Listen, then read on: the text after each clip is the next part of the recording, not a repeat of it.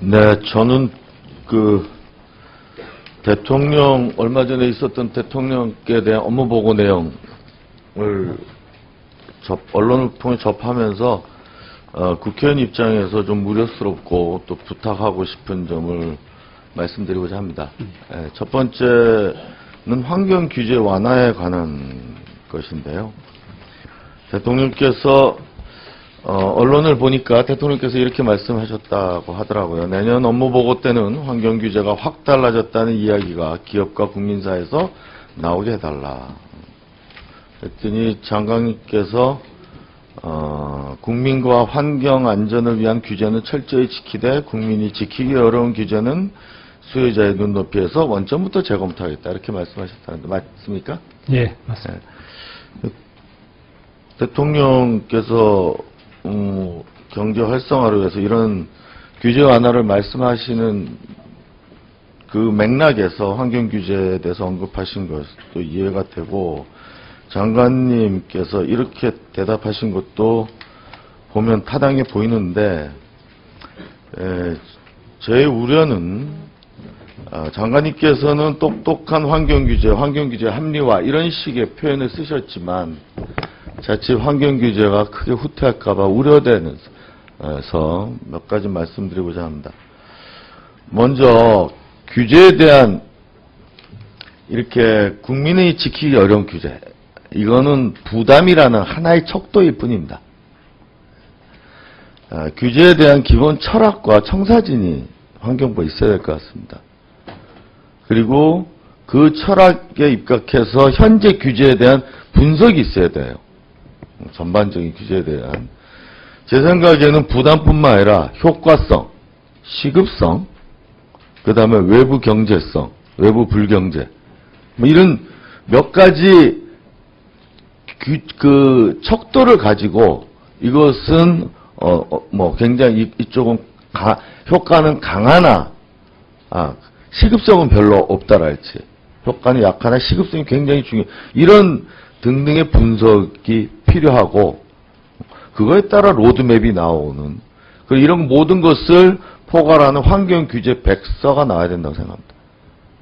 그러고 나서 똑똑한 환경규제니, 환경규제 합리화니, 그런 말을 그때 비로소 할 수 있는 거라고 생각해요. 대통령께서 말씀하시니까 환경규제 중에 몇 개 규제 완화 이렇게 덜컥 내놓을 일은 아니라고 생각이 됩니다. 그런 관점에서 하나 지금 제가 업무보고를 보니까 육상풍력 환경성 평가 지침? 이런 걸 규제 하나로 예로 아까 실장님 보고하시는데 들으셨더라고요.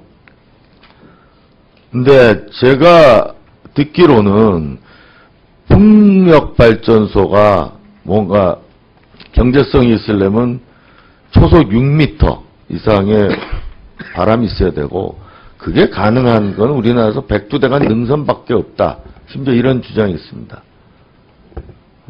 이게 신재생에너지가 필요한 것도 환경부가 신경 써야 될 부분이지만, 또 다른 한편으로는 우리 국토를 보존하는 것도 환경부의 임무 아니겠습니까? 그죠? 예. 그러니까 이런 부분도 저는 이런 것은 이런 지침을 내놓을 게 아니라 아예 백두대간에는 여한 이유를 불문하고 풍력발전소 안 된다라는 규제가 훨씬 저는 분명하고 난 효과가 있다고 생각하고요. 그리고 규제에 저번 국정감사에서 제가 지적했지만 규제라는 것이 반드시 나쁜 것이 아니고, 장관님도 동의하셨던 화평법 이후에 GLP가 부족해서 우리나라에 문제 생기는 거, 그거를 극복하기 위해서는 GLP 육성을 해야 되고, 그걸 통해서 우리나라 일자리가 많이 발굴될 수 있다는 거 장관님께서도 동의하시잖아요. 그죠? 예. 그래서 전반적인 규제에 대한 큰 디자인을 갖고 있으면 좋겠다라는 생각이 좀 듭니다. 제가 그 부분에 있어서 이제 부탁을 하나 드리고요. 두 번째는 환경오염 피해 구제 제도가 또 말씀을 그 대통령께 아주 강하게 강조해서 말씀을 하셨던데요. 이게 국정과제고 그 필요성에 공감대가 있는데 이 부분에 있어서 결국 논쟁이 민영보험이냐 아니 국가가 그 보험을 관리하느냐 이런데 지금 논쟁이 있는데 환경부는 민영보험을 좀 더 찬성하는 쪽으로 알고 있습니다. 맞습니까? 예, 그렇습니다. 네. 근데 이 부분에 대해서도요, 제가 환경부가 이렇게 주장하는 근거를 좀 논리적으로 알 길이 없어요. 국민에 대해서 적절한 보상을 할 수 있어야 되고, 목표라는 게 딱 있지 않습니까? 기업에 대해서는 너무 과한 보험료가 가서는 아니 되고, 그 다음에 이런 보험료 또는 보상과 관련해, 특히 보상과 관련해서 어떤 분쟁이 있을 때 그 분쟁을 최소화하고, 갈등을 최소화할 수 있는 그런 보완장치를 두기에 편한 게 어느 쪽이냐. 이런 부분에 대해서 원칙을 가지고 대답하는 걸 별로 보질 못했습니다. 제가. 특히 민영보험과 관련해서 저는 이런 어떤 농어민들의 피해가 있을 때 그분들이 얼마나 개별적이로 집단적으로 보험회사랑 싸울 수 있는가. 그쪽은 대형 로펌을 들고 나올 텐데 이런 부분에 대해서 집단소송제 도입을 전제로 민영보험을 찬성을 하든지 이런 뭔가 논리가 있어야 된다는 생각을 제가 그런 생각을 하게 되고요.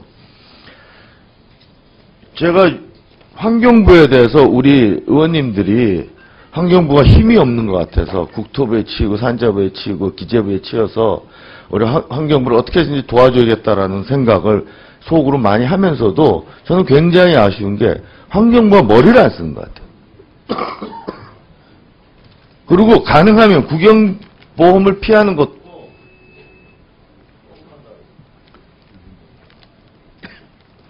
제 생각에는 보상과 관련해서 엮여 들어가기가 싫어서 그런 거 아닌가라는 생각을 제가 해요. 그러니까 그런 게 아니라면 그리고 예전에 제가 항상 말씀드렸다. 지자체에 이관할 거, 이관하지 않을 거 등등에도 원칙이 없어요. 제가 보기에는. 어떻게 하는 것이 이 목표 달성에서 중요한지에 대해 원칙 몇 가지를 정해놓고 이 업무는 따라서 이러기 때문에 지자체에 이관하는 게 좋다. 이거 우리가 직접 하는 게 좋다. 이런 부분에 대해서 전반적으로 한번 검토 보고서를 저한테 제출을 해줘야 제가 규제 완화를 뭐 한다 그랬을 때 동의를 할 수 있고요. 마찬가지 맥락에서 국정감사 내용에 대해서 또 이것이 의원들이 지적한 것이 필요한지 아닌지 그리고 그런 문제 제기가 된 근본적 원인이 뭔지 그 고칠 필요성이 있다는 공감을 하고 언제까지 고치기 법 개정을 해야 되는 건지 아니면 법 개정 필요 없어도 예산은 반드시 수반돼야 되는 등등에 대해서 보고서를 제출해 줘야 될 거 아니에요. 지난 국정감사 이후에 올해 첫 업무 보고면 그런 게 있어야 된다고요. 보고에. 예, 제가 일방적으로 말씀드렸는데 답변해 주세요. 예. 우선 규제 합리화 내지 혁신과 관련해서 큰 그림이 있어야 된다는 데는 동의합니다. 큰 그림은 그렇습니다. 환경은 환경대로 잘 지키면서 경제도 활성화될 수 있는 게 큰 그림입니다. 그거에 맞춰서 지금 이미 작년부터 해오고 있는데 예를 들면 자원순환사회 전환 촉진법이라든지 또는 환경관리 장관님 잘 모르시면 공부를 하셔야 돼요. 그런 큰 그림을 목표를 얘기하는 게 아니라 정책을 평가할 때 이 정책을 평가하는 시급성, 효과 이런 잣대들이 다 있습니다. 그걸로 다 해요. 이 환경규제가 한번 잘못해놓으면 얼마나 나중에 환경은 복구가 불가능하기 때문에 우리가 이 규제 신경 쓰는 거 아닙니까? 따라서 장관님께서 그런 잣대를 가지고 분석을 하라고 드린 말씀이지 그런 공자님 말씀을 하라고 제가 드린 말씀이 아니잖아요. 예, 그런 부분은 참고를 해서 저희들이 앞으로 스마트한 규제 만들고 할 때 참고를 해나가겠습니다. 또한 구제제도와 관련해서 국가보험이냐 민간보험이냐라고 말씀하셨는데 우리 민간보험 시장이 안 들어간다면 우리가 민간보험을 고려할 수가 없습니다. 그런데 자동차 보험이라든지 여러 보험들이 민간 보험이 돌아가고 있습니다.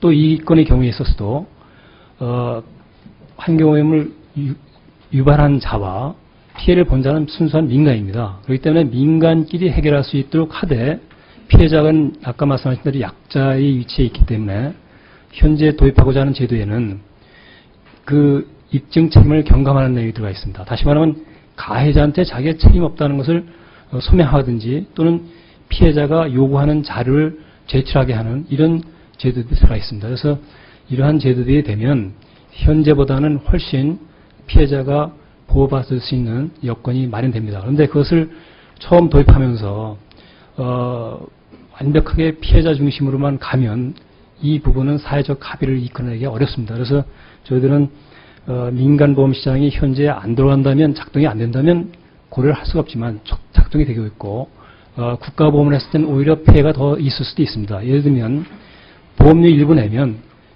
잠재적 가해자는 자기 할 일 다 했다라고 볼 겁니다. 그런 문제가 있기 때문에 저희들은 민간보험을 착안하게 된 겁니다. 도덕적 해이와 관련해서 국정보험이 문제가 있다는 것도 동의해요. 그런데 농업인 개별적으로 개인이 아무리 자료를 받아보면 대형들이 싸워서 못 이깁니다. 민간 국정이만 얘기입니다. 최소한 집단노동자를 전제로 민영보험을 해야 된다. 그런 생각을 하고요. 거기에 대해서 장관님이 더 확실하게 의견 수렴을 할 필요가 있다고. 다 하셨나요? 예, 한명숙 의원님 하시고 점심 드실 겁니까? 네. 그럼 한명숙 의원님까지 질의를 하고 점심을 들도록 하겠습니다. 한명숙 의원님 질의해 주시기 바랍니다.